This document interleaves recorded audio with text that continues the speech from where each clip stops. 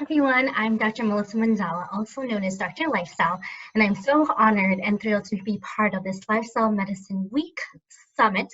So healthy and happy lifestyles for you and your family. And I'm going to be talking about how do we overcome substance use, specifically to smoking and food dependency. I'm going to be sharing my screen so you can check this out. So give me a few seconds here. Sharing my screen, and I wanted to share this PowerPoint because really a picture is 1,000 words, right? And I wanted to cue you into some visual learning as we talk about this. So this is me in 2009 and 2019, right? This 10-year challenge. You've seen this in social media everywhere. For me, at that time, I was living a very unhealthy life. I was stuck and addicted to unhealthy foods, junk food, fast food, frozen foods with lots of excess sugar, salt, and oil. And it's really this cycle because I was using that to cope with a very high stress environment, which was medical school. And that led to unwanted weight gain and IBS and mood issues. And so I realized through time I had enough. So 10 years later, fast forward, this is me. And I would say I'm so glad that I found these methods of how to be healthier because it's really changed my life. And I really hope the same thing for you. Now, a question I have, what is the single leading preventable cause of mortality in the United States? A, is it alcohol use? B, motor vehicle injuries? C, firearm-related incidents? HIV, or illegal drug use? Lastly, smoking. The answer is cigarette smoking. It's the leading cause of death in the United States, and it's 100% preventable. So we're going to understand what is the problem and what is the solution here? The problem is it's a true impact on our health and the economy, and it does create a strong dependence and withdrawal symptoms. The solution is understanding the addiction triangle and how to set you up for success through an action plan, through methods of coping, and how it can help you in the long run. So the economic impact is that smoking, we know, is expensive, not because you're just spending on the cigarette itself, but also to the system. When we talk about healthcare costs, it's about $300 billion is the contributed to smoking and secondhand smoke. $130 billion is attributed to direct medical costs. So if that's hospitalizations, hospital visits, ER spending, that's what it's linked to, and then $150 billion in loss in productivity. What are the benefits of smoking? Before we get to the good news, let's talk about the hard news. The hard news is that when you smoke, you have increased risk of heart disease by 33%, increased risk of lung cancer by 29%, and an increase of COPD. Now, COPD is very unpleasant. It's when you are constantly coughing or short of breath, you're unable to walk as far. And in addition, people are dependent on their inhalers or even oxygen. And then there is a direct link to other types of cancers such as GI, esophageal, and even bladder cancers by 7%. And then there's other diagnoses. So you get risk of high blood pressure is one of them. And then an increased risk of smoke by 3%. Overall, we can attribute smoking to death by 180,000 deaths per year. Alcohol use. So it's not an innocent substance. We have to realize it does impact our health in a negative way. So when we talk about excessive smoking, we also talk about really the excessive drinking. And drinking can cause cancer, heart disease, cirrhosis, pancreatitis, and other GI disorders. The moderate alcohol use levels, we consider 3 for women and 4 per men per day. And this increases the all-cause mortality and risk of death from heart disease and reduces your life expectancy. Alcohol use has shown to uniformly increase blood pressure and the stroke risk. So even the moderate drinking, they even lowered it down to 2 drinks per day or less. It still increased the stroke risk by 15%. So I would say I see patients who stop smoking or stop alcohol use or even reduce their blood pressure can significantly improve. Now, what's so hard about this addiction is that there's three sides to this triangle, as you can see. And H is the habit, the ritual, the routine. So people wake up first thing in the morning and they want to smoke, and they go up to their porch or smoke in their car or smoke first thing on their break from work. And they usually pair it with something else unhealthy. So if that's a donut, or if that's soda, or even coffee, and they're just creating these habits over and over that creates from a monthly routine to a yearly routine and a lifetime. And another component is the physical component. So there is neurochemical pathways in our mind that responds to the nicotine, that acts on the dopamine and the norepinephrine receptors that create pleasure and reward. So some people truly enjoy smoking. They literally say, hey, I like it, it feels good. Same thing with certain foods and alcohol. It just gives them that pleasure. Another reason why people get addicted is because of the emotional component. Emotional component has to do with suppressing their anxiety or their stressful environment, stressful relationships, and even depression. And so people tend to use all these reasons to why they actually seek out nicotine, alcohol, and other substances, including food. And another component that's not shown here is people enjoy these processes because, number one, it can be something they're used to in their hands. It's a handling type of behavior. And then number two is they're simply bored. And so how do we find methods to create a way for healthy eating or healthy moving? And I'll talk about that later. Nicotine dependence. So nicotine is actually more addicting than alcohol, heroin, cocaine. And so it's something that's just linked into the brain where it takes several times to stop, up to 7 attempts. So we understand that it's hard work because of several things. One is withdrawal symptoms, two is just the stress and the weight gain that people report. Now, what foods are addicting? This is a simple slide because it's something that I would probably have to discuss at a later time. But sugar, salt, and cheese are highly addicting. Cheese in itself has a lot of salt and even opium that creates that reward, but also that addicting component. As you can see from this diagram, this is the brain. And the brain goes through different pathways and different structures in our brain that leads to, in the beginning, the blue, right? You just tend to eat or take that substance and take more and more, so binge eating or intoxication, and then you go through this withdrawal effect. Notice that you want more of it, and your body and your brain actually becomes hyposensitive to it, meaning it needs more of that substance to create that same euphoria and that pleasure. And some people even get stuck in dysphoria, where we're not as happy, or their mind or their mood wasn't as satisfied as it was in the more immediate stage, such as the intoxication. So they end up going in through this cycle, and you end up going through unhealthy thoughts and behaviors because they can get to the point where not only craving, but they're anticipating for the next drink, the next cigarette, the next food item that can give them that same reward. So this is just a fun diagram that shows us how the brain works when it comes to the food or substance addiction. What are the withdrawals with nicotine? So many people can feel irritable and angry and anxious, and that's expected and that's normal. And they can have trouble thinking because they're probably preoccupied with other thoughts regarding, hey, I want my cigarette so bad. Another one is feeling hungrier than usual. So people tend to substitute nicotine use by adding extra sugar, salty, caffeinated foods. And that's why people actually gain the weight, because they're not able to cope in a healthy way, and so they tend to overeat and craving tobacco products. So when they're not having the cigarette, they might turn to other things such as vaping.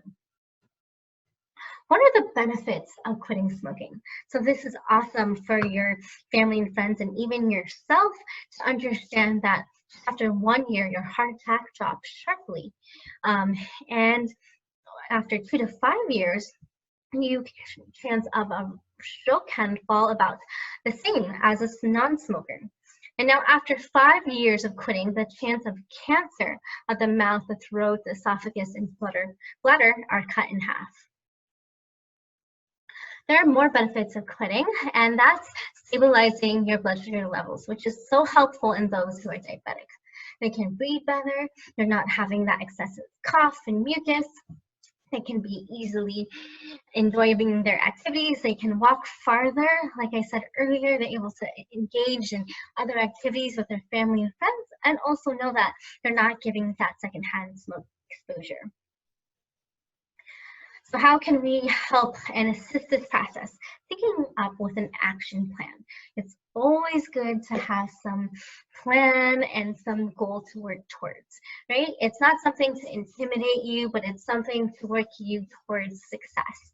And so quitting smoking is amazing because it has so many benefits, like I mentioned, but also linking it to something very meaningful and powerful to you. If that's your birthday, that's your grandchild's birthday, or if it can be a holiday, anything that's easy to remember and important to you.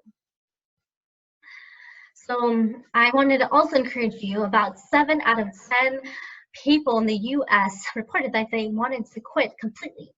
And now we see more non-smokers than smokers. We do know that most smokers are adult smokers and then even high school smokers. So we got to know that this is still a current issue. We need to keep being aware of what is doing to our society, our cultures, that smoking is still a bad habit. It's still dangerous to our health. So let's start early and let's start soon. How can we stop smoking? There are several methods. One is counseling and medication. So the research shows that both combined is the most effective way. And as you can see from the pictures, there's different options, and I will just be discussing those in the next few slides. But first, what are the things you can do for yourself immediately? And that is the 6 Ds. So the D stands for delay. Most of the time, smoking cravings last 2 to 3 minutes. So if we're able to just look at the time or set a stopwatch, an alarm to know that it's going to actually take just maybe up to 5 minutes to delay your craving. That 5 minutes can add to 10 minutes to 1 hour, and maybe 2 less cigarettes in your day.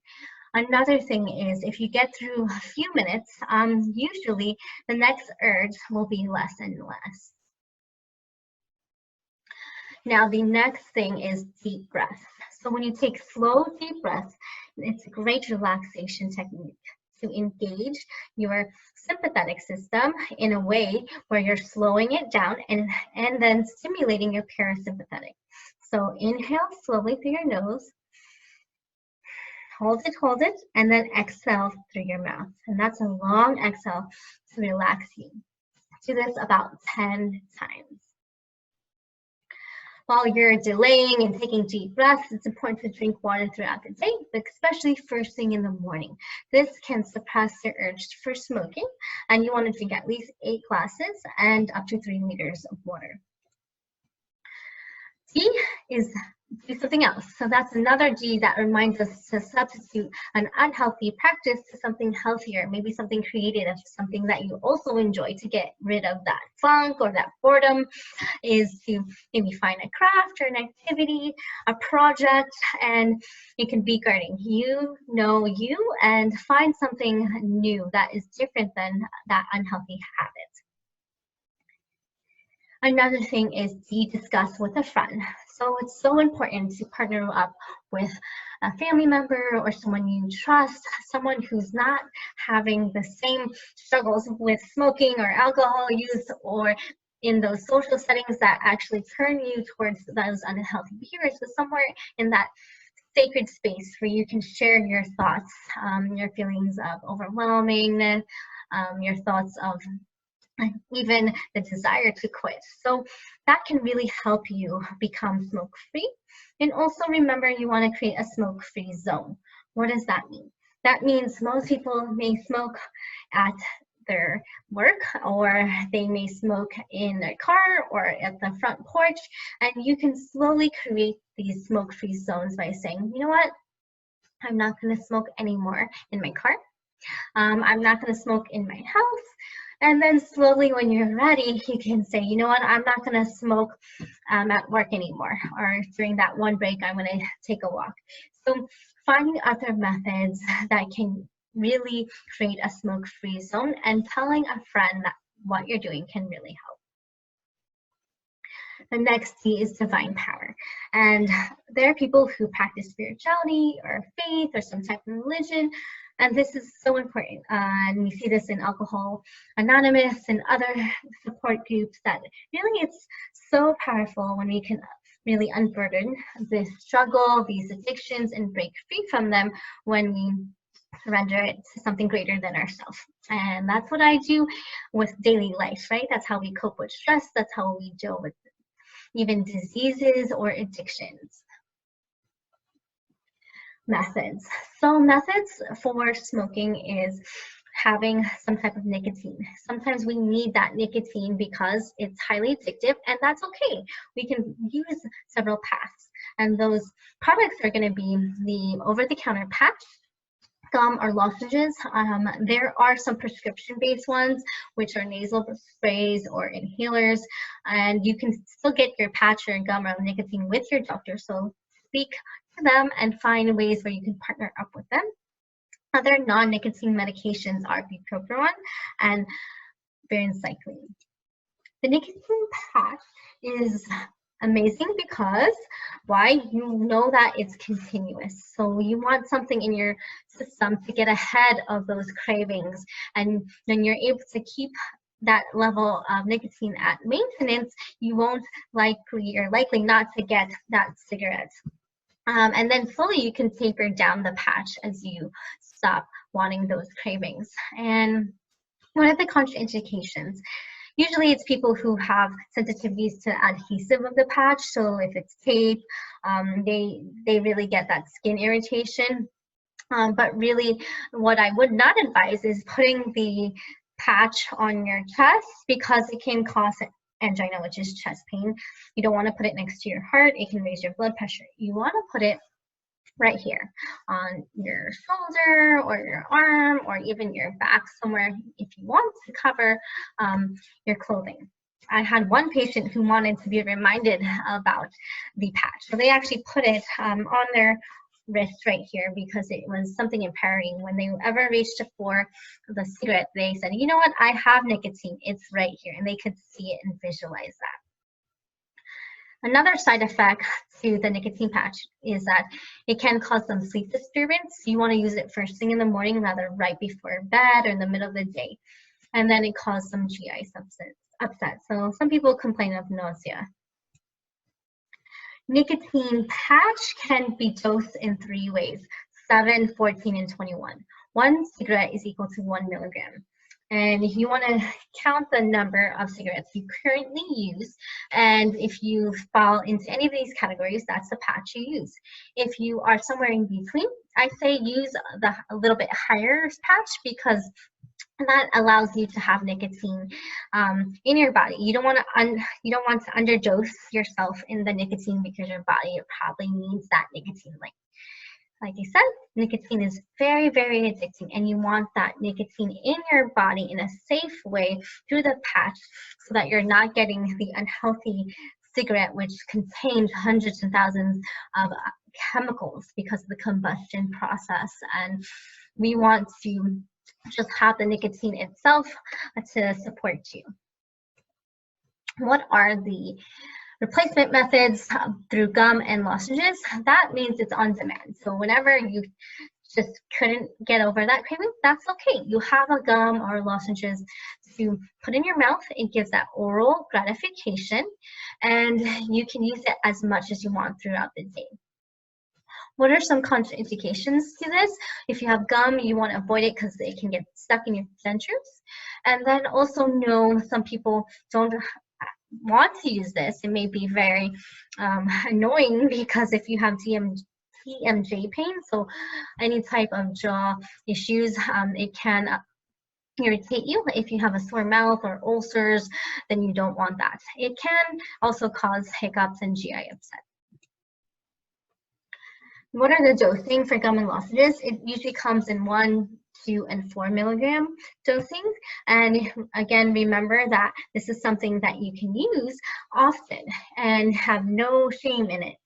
One way to use the gum is a very important way to understand, because you want to use the chew and part method, which gives you the gum. You chew it slowly and allow it to go in the inner part of your mucosa. Let it sit there and move it back and forth 5 to 8 times. And this allows it to release slowly in your system. And once the tingling cessation resolves, that's pretty much an indicator that the nicotine has been fully absorbed. Same thing with the lozenges. You want to use it in a way where you're moving it back and forth. You don't need to crack it. You don't need to put it in the back of your throat. It's not meant to soothe your throat. It's just meant to release the nicotine. Here are other medications that we can use. Bupropion is good for those who have some type of, I would say, mood issue, in a way where it's kind of stimulates your mood, it improves your mood, it reduces cravings, it makes cigarettes taste bad. And you can use it with a nicotine patch or any other nicotine replacement therapy. One thing you want to do is work closely with your physician if you have seizures, and it's because it can lower the threshold seizure and you may get another seizure. So you can just have that discussion with your doctor how you can safely take this medication. It's not good if you have bad habits like heavy alcohol use, if you've also had a traumatic brain injury, or have some type of eating disorder.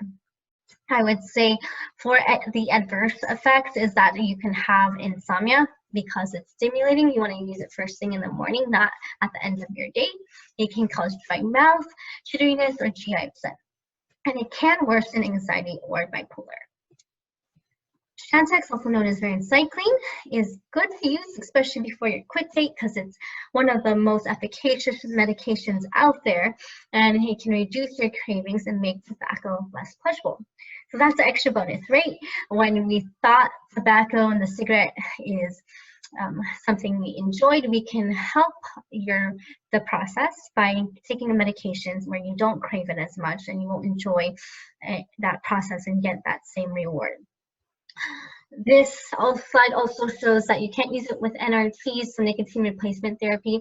I would say that's a conversation for you and your doctor. Some research shows that you can or cannot use it. It's really based on the doctor's style and their experience. And then I would not use it if you're having like an active psychotic episode, if you're bipolar or schizophrenia.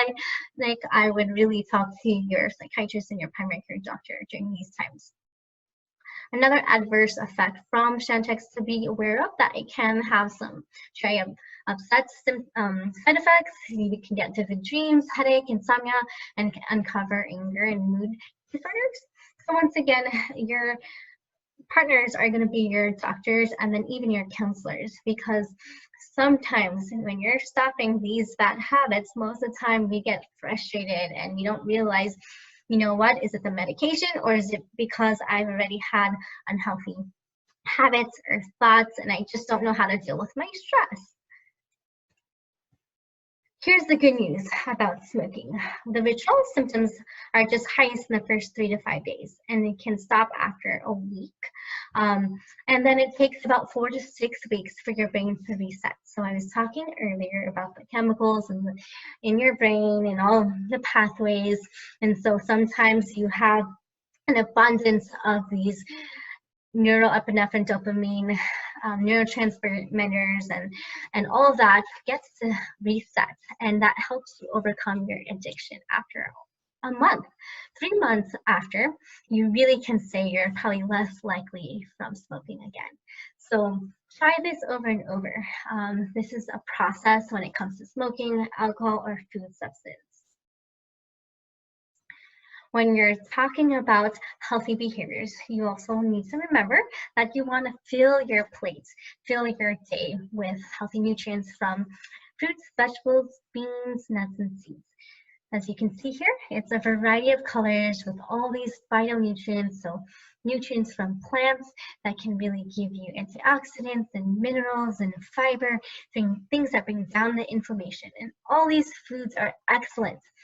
And these are the things that will curb that weight gain that people think that they're going to get, because why? They're actually feeding their body healthy foods. And these foods can prevent that weight gain.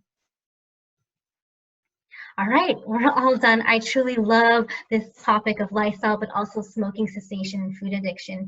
It's a huge topic, so I'm just giving you a little glimpse of it. I hope you feel more prepared and more empowered to do this, overcome your unhealthy habits, and share this with your family and friends. If you want to hear more from me or about me, I would say check out my website. It's drlifestyles.org. I have more recipes and blogs. I do post similar things that are updated when it comes to lifestyle medicine. So it's on Dr. Lifestyle 101. And you can find me on Instagram and Facebook, also on YouTube. My husband is my partner in crime, and he's a plant-based rheumatologist. His handle is My Autoimmune MD, and he's also practices lifestyle medicine. So if you need more resources, more questions, feel free to reach out to him. And then a huge resource is the American College of Lifestyle Medicine. So I'm boarded with them. I'm specialist through the ACLM in Loma Linda, and I would say they have a list of articles and online resources that you can check out. And then lastly, I'm super thrilled to be part of this new venture of mine. It's a multi-specialty clinic and telehealth that we plan to just give and offer our audience. And so it's the Institute of Plant-Based Medicine. We will be announcing that slowly and surely to come this summer. So stay updated, sign up for my newsletter, please stay connected, and we'll share more about it. All right, well, take care.